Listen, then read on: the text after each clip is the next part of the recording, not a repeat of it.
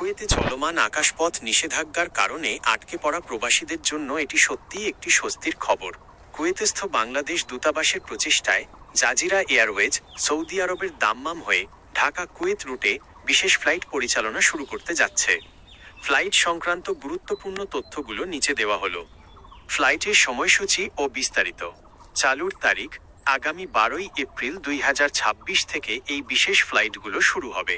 ফ্লাইটের দিন সপ্তাহে 3 দিন এই ফ্লাইট চলবে, রবিবার, মঙ্গলবার এবং বৃহস্পতিবার। রুট ও পদ্ধতি, এটি একটি সমন্বিত ভ্রমণ ব্যবস্থা।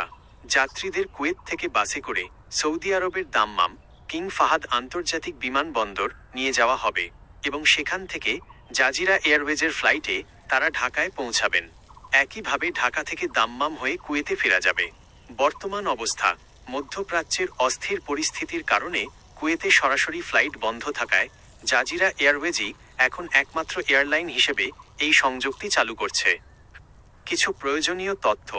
ভাড়ার বিষয়ে অনেক যাত্রী জানিয়েছেন যে সরাসরি ফ্লাইটের তুলনায় এই রুটে যাতায়াতে খরচ কিছুটা বেশি হতে পারে। টিকিট বুকিং করার আগে বর্তমান বাজার দর যাচাই করে নেওয়া ভালো। বুকিং, আপনি জাজিরা এয়ারওয়েজের অফিসিয়াল ওয়েবসাইট, অ্যাপ অথবা অনুমোদিত ট্রাভেল এজেন্সি থেকে টিকিট সংগ্রহ করতে পারবেন। ডকুমেন্টস, যেহেতু এটি সৌদি আরব হয়ে ট্রানজিট, তাই আপনার পাসপোর্ট এবং প্রয়োজনীয় ভিসার কাগজপত্রের মেয়াদ ঠিক আছে কিনা তা আগেই নিশ্চিত করে নিন। আপনার বা আপনার পরিচিত কেউ যদি এই ফ্লাইটে যাওয়ার পরিকল্পনা করেন, তবে দ্রুত টিকিটের খোঁজ নেওয়া বুদ্ধিমানের কাজ হবে, কারণ সিট সংখ্যা সীমিত থাকার সম্ভাবনা রয়েছে। আপনার যাত্রা শুভ হোক।